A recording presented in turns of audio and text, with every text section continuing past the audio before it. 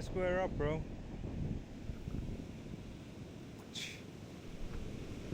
How's it? This is Cameron, and I'm walking the coastline of South Africa. This video covers the walk from Empembeni to Bito. After leaving Richards Bay yesterday, I felt a lot calmer, and I had my usual breakfast on this beautiful campsite. I then started walking and found this beautiful black beach. I continued walking and eventually came across this group of people. They were performing some sort of ritual, which I later found out was a cleansing ritual.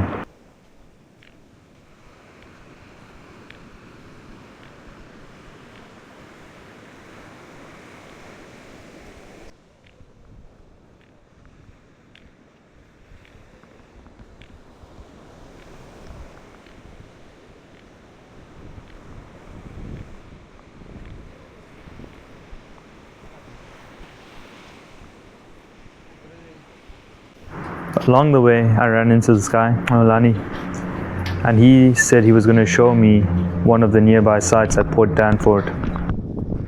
He led me to the spot called Memorial Stone, which was the spot where King Cetshwayo was taken prisoner in the Anglo-Zulu War. Oh yeah. Lani and I spent the whole afternoon together, busy walking and chatting about everything one could think of. He was a very clever guy.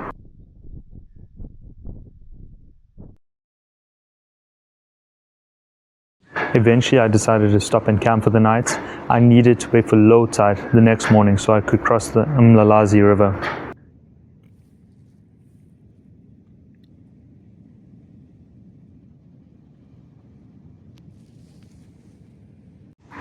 I woke up in the morning, packed up my tent and decided to have a quick breakfast on the banks of the Umlalazi River before deciding to cross it.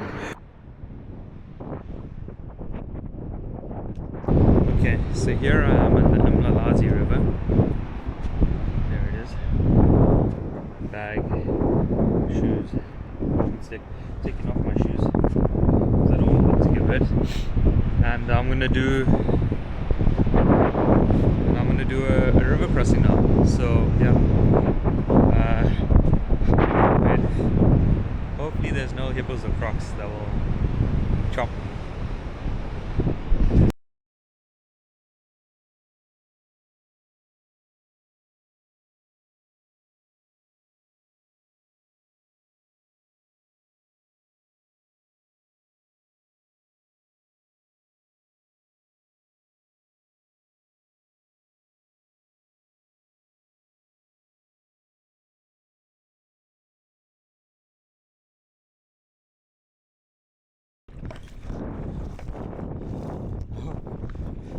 You recorded that.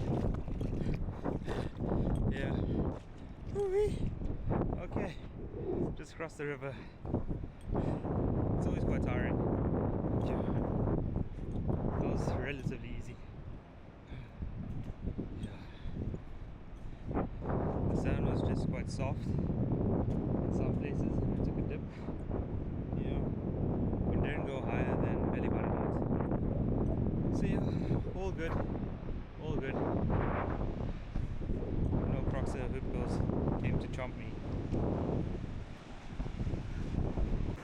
I continued walking to Mtunzini, and along the way I ran into this couple and they offered to host me for the night, which was a big relief.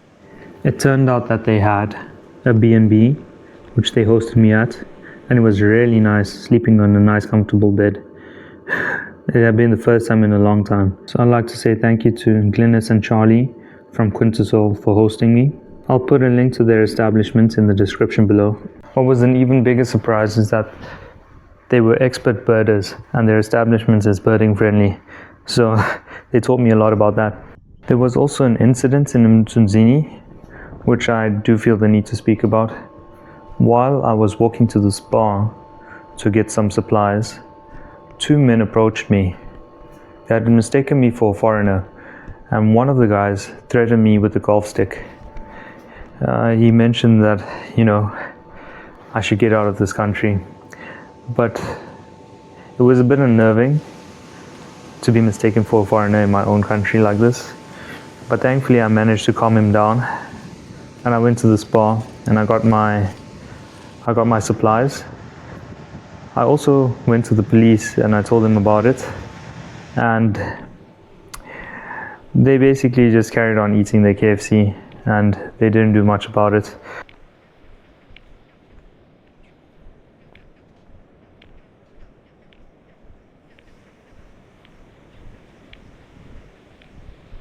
That was just an unfortunate incident in Mtunzini, but I mean, I think the rest of the people over there are super kind, because I often get offers to host me in the place, and by far the most people have offered to host me in Mtunzini, so I think he's just an outlier. Anyway, that was footage of me walking from Mtunzini to Amatikulu, and this was the sort of terrain I had to walk through to try and get to the campsite I wanted to stay at. Along the way, I ran into these two guys. One of them offered to host me and the other to beat me. I'm starting to think I might be the problem here. Anyway, I stayed at the one guy's house and I had to cook chicken curry for him. And that was like the hardest chicken curry I've ever had to cook in my life. The only ingredients he had was frozen chicken, Norox, and half an onion. Next day I woke up and laid a little bit low because it was 30th of June. Things didn't seem so hectic though, so I headed back down towards the beach and decided to camp on the beach for the night.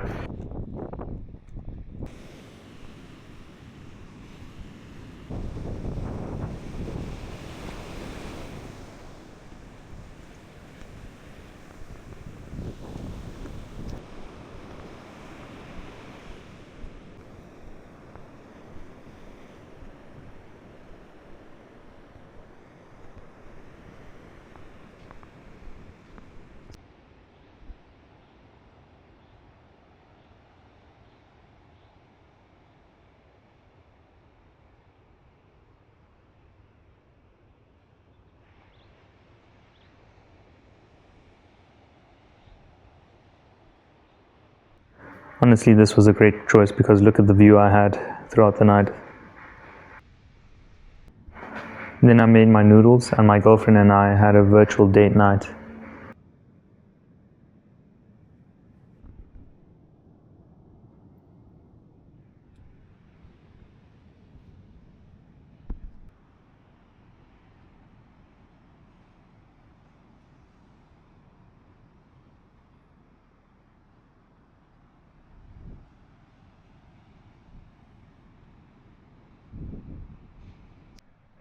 I woke up the next day to this beautiful sunrise.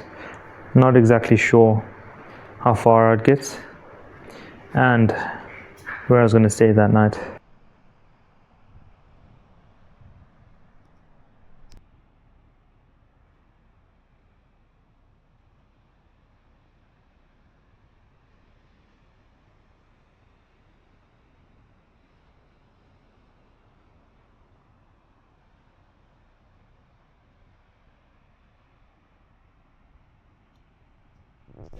I started to walk, and honestly, I think I'm getting fitter than I first suspected, because I actually managed to get to Tugela mouth at around 12 o'clock.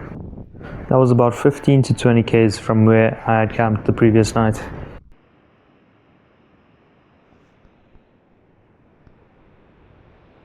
When I got to the Tugela mouth, I wasn't sure how I was going to cross the Tugela mouth river, because I had been in contact with some people who had done this hike before. Every single one of them said that they had struggled to get across and that they would not risk swimming or crossing by foot. Thankfully, I ran into an awesome lifeguard over there, Sandile, who managed to organize one of the local fishermen to take me across.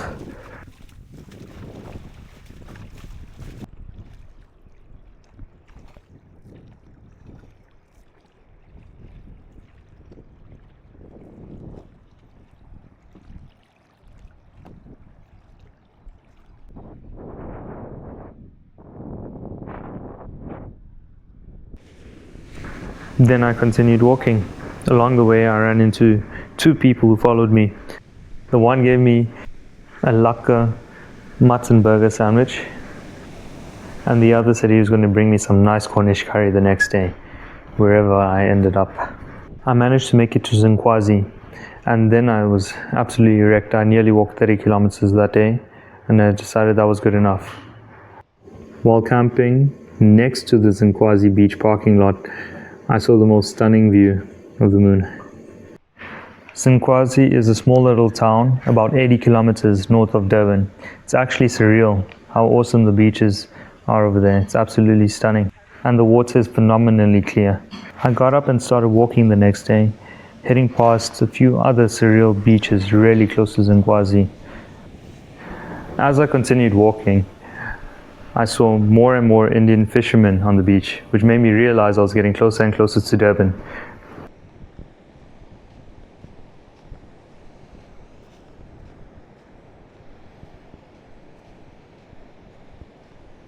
I ended up walking to Stanger, close to a place called Blythedale Beach. As I got closer and closer, the beaches were still stunning. I hadn't realized that Stanger had such beautiful beaches. I must admit I hadn't really explored it so much. There's also a very funny story from Blythedale Beach. I ended up getting there at around 5 o'clock, and so when I wanted to walk across, I heard that there was a river on the other side. So I didn't want to cross it really during the high tide, so I waited for low tide.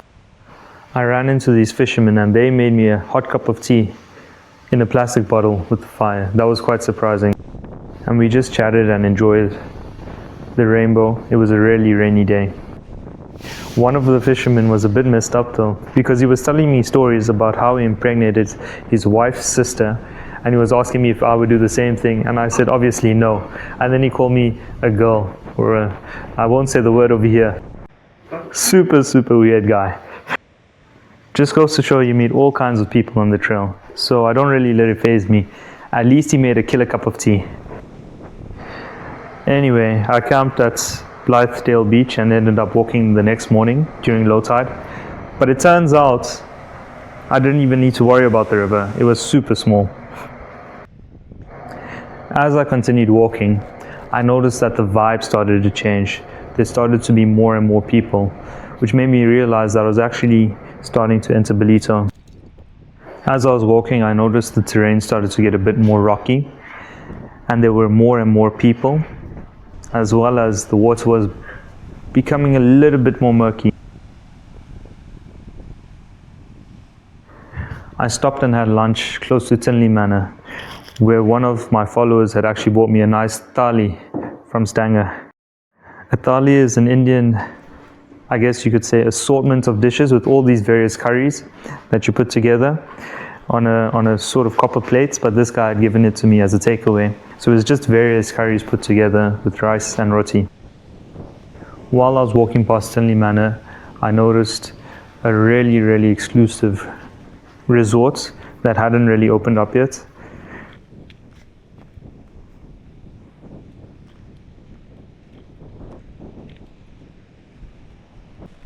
I ended up walking to Sheffield Beach in Bito. From Sheffield Beach, the high tide was starting to come in again, and I had to rock climb to go past all the beaches. So I decided to take a bit of a break and come back another day when it was low tide so I could walk across. Thankfully, I had family in the area, so I stayed with them that night. I managed to rest well for the first time in a really long time.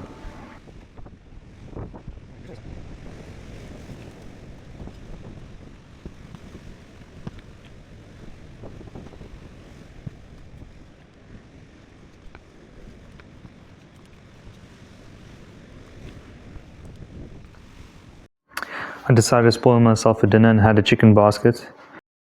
Thanks for watching. Please hit subscribe if you'd like to follow the rest of the journey. Cheerio.